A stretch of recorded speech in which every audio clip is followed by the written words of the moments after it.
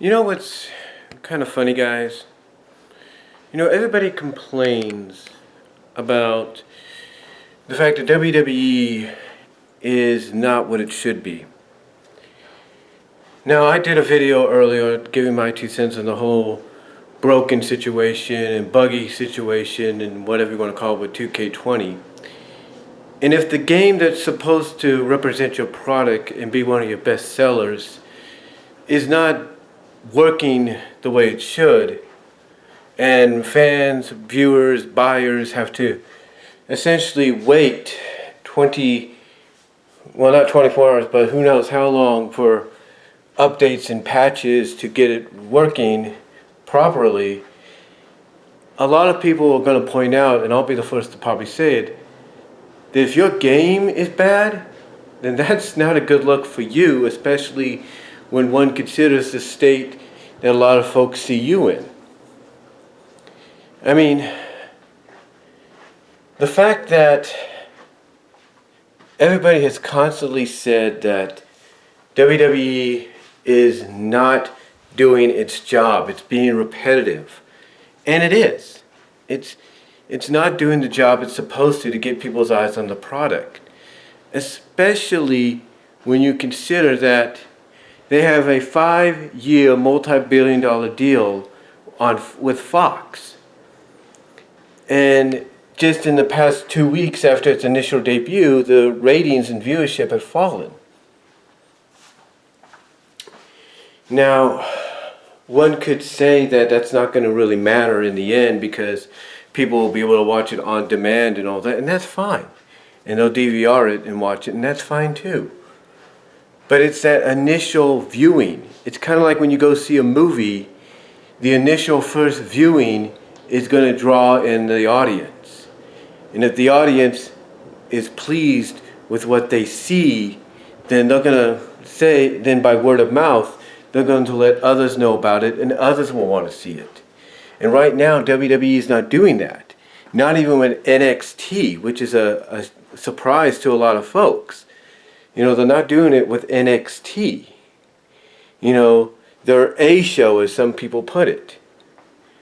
They're not doing it. They're not putting out the product they need to put out. Now, I'll put it this way. AEW might be an alternative that for the past 3 weeks, rating and viewership wise, has beaten NXT and WWE, but still it's not saying much.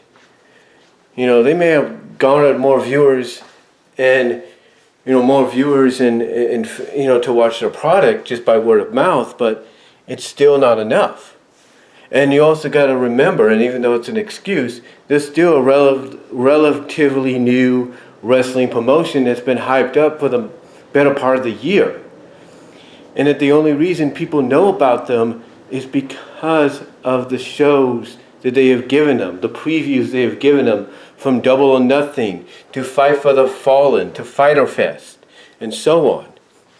They've given them these previews of the stars and the atmospheres they could expect when it comes to AEW. But yet, a lot of people have argued that there is more to wrestling than just the wrestling. A lot of people are going to point out that the promotions that get it right now, believe it or not, the promotions that get it right now are Impact Wrestling, Major League Wrestling, and believe it or not, the NWA. And people would rather be watching the NWA and NWA Power or MLW on YouTube and Bein Sports, or Impact Wrestling on Access TV or Twitch, because they know what to give you. They give you compelling characters to go along with the matches that those characters are going to be involved in. They give you compelling, if not, very talkative feuds that get people that may not watch the product to tune in to see exactly what the outcome will be. But yet WWE is failing to do that, and they used to be a master at it. I mean, some might point out, well, there's this person in this story, there's that person in that story. Yeah, that might be a few good examples here and there, but it's not It's not enough. It's like you got to do that consistently with every person. It's like you got to give a legitimate reason, for example, why Bray Wyatt, the Fiend, wants to take on Seth Rollins and wants to take his Universal Championship. And why even the champ himself has been driven to these measures, to burn down the Firefly Funhouse. And even before that, to kind of crawl away in fear. It's like you need to tell people the reasons as to why the Fiend is able to do this. When Bray Wyatt puts on the Fiend mask, why he's able to incite fear even in your Universal Champion. You got to tell stories of how that's going on. You know, and especially if you're introducing a wider global audience to a side of your product that they may not know too much about, you need to let them know about who these people are and why they should care. You know, and AEW is the same way. AEW needs to realize, hey, you're on TNT, you need to basically let people know who some of these men and women are, because they may not know who they are if the casual wrestling fan that's tuning in and checking out the product because of word of mouth. You need to basically introduce fans to these characters. You need to let them know what their background is, how long they've been in wrestling, you know, what they've accomplished, stuff like that, and why we should care. I mean, I'll give you a good example of NXT doing this back with Lacey Evans. See, Lacey Evans, before she came to the main roster, was looked at as somewhat of as a tweener. You would either cheer her or you would hate her. You'd cheer her or you would boo her. You would hate to love her and love to hate her. You know, she had that kind of personality. And fans connected with her because they found out more about her background. Whether or not they capitalized that on the main roster, especially on SmackDown on Fox, which is a Trump-supported network, or Trump backing, as some people put it, network, who knows? But a lot of people, from OTRS Central to Alex of Deluxe Man's World to OKFabe to NoDQ.com to Brian Zane of Wrestling with Regret to WrestlingInc.com, and so on, everybody has pretty much said the same thing. That these companies need to do more than just appeal to a certain portion of the wrestling fan base. Because you're going to have the casual fans coming in, or the on and off fans coming in to, let's say, AEW, and they're not going to know who Nyla Rose is. Besides the fact that she's a big woman, they're not going to know who Rio is. They're not going to know who Sammy Guevara is. They're not going to know who Marco Stunt is. They're not going to know who Jungle Boy is. The only people that will know will be the hardcore, passionate fans, and that's it. And what's going to happen down the line is if they don't develop more, they don't do more, they don't give more interviews and help develop the situation with the characters, you know, and give reasons as to why this is happening, why that is happening, kind of mix it up, give a variety, it's going to hurt. It really is. You know, give a reasoning is what people want. Give a legit reasoning. Now, the other thing that really, you know, gets on people's nerves is the inconsistency with companies, especially WWE. I mean, the fact that you got Crown Jewel coming up, and both your main championship matches are interpromotional matches. As far as we know. I mean, you got Seth Rollins, a Raw superstar, defending the Universal Championship against The Fiend, Bray Wyatt, who is a SmackDown superstar. You have Brock Lesnar defending the WWE Championship, and Brock Lesnar's a SmackDown guy, against Cain Velasquez, who, I guess by association with Rey Mysterio, is a Raw guy. What sense does that make unless you're planning to switch the titles over to those brands? That'd be the only reason.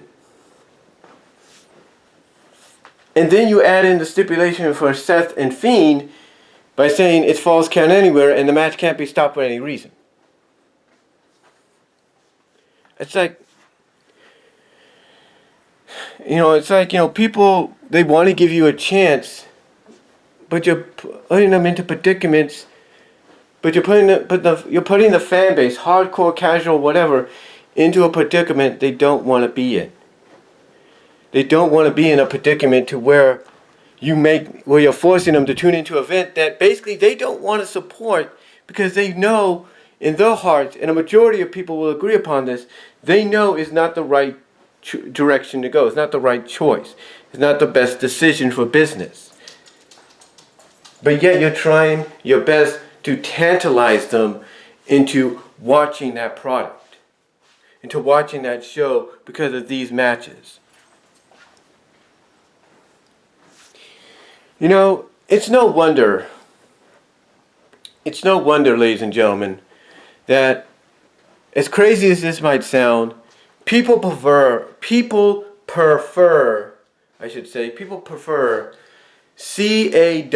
Creator Wrestling, if you will, CAW leagues, Creator Wrestling leagues off video games like the WWE 2K series, and even the New Japan, and even the Fire Pro series, if you will, and even the what is it? The other one they have out now. I think it's out the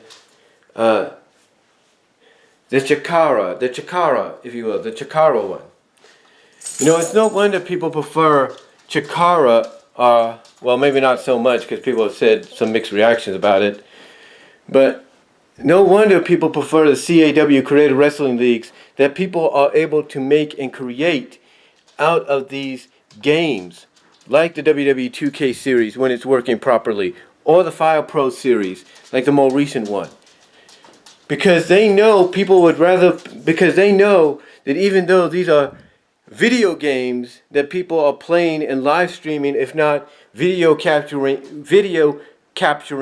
and editing together to create a show with their own commentary, it's not the fact that they know it's a video. It's basically people playing a video game via live stream or video capturing it, like I said, to edit together with their own commentary to create a show. But they rather watch it because it's more compelling, it's more interesting, than what they see with WWE, whether it's Raw, SmackDown, NXT, or even AEW.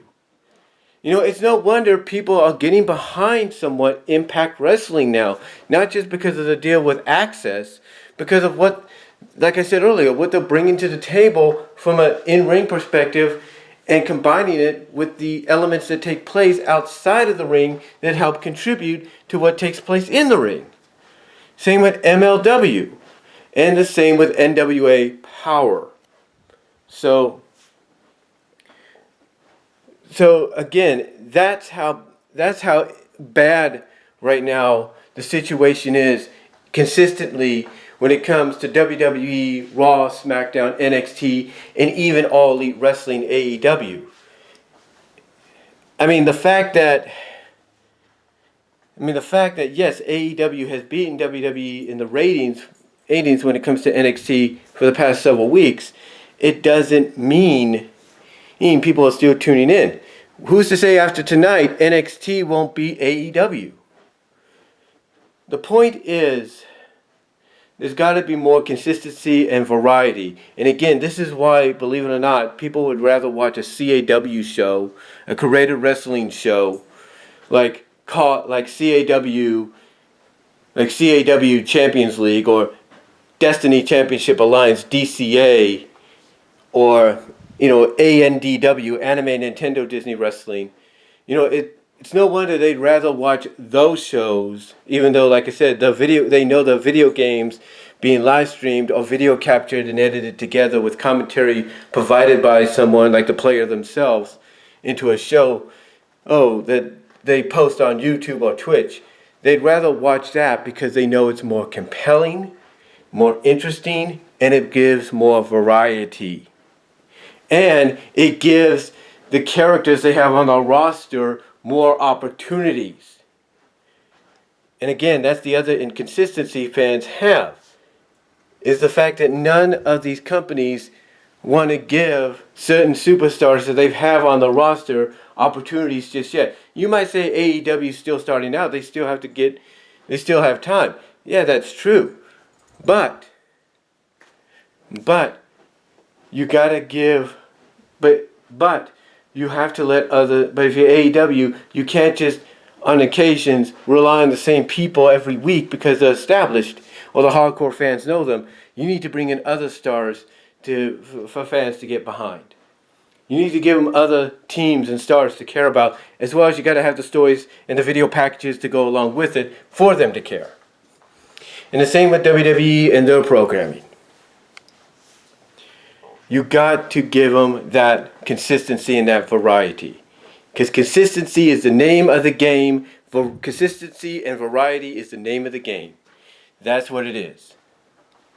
And again, it's no wonder, as crazy as it sounds, people would rather watch a CAW, Created Wrestling League show, that's been video captured and edited together for an hour and a half to be broadcast on YouTube or Twitch for an hour and a half with commentary by somebody, maybe the player themselves, because they know it provides more variety and consistency than WWE or maybe even AEW does. So yeah, consistency and variety, that's the name of the game, and that's what both companies have to do. I mean, as crazy as it sounds, Impact, MLW, and NWA are doing a better job at it than they are. But let me know what you guys all think down below. Comment if you like. I'd love to hear what your thoughts are, and I will talk to y'all later.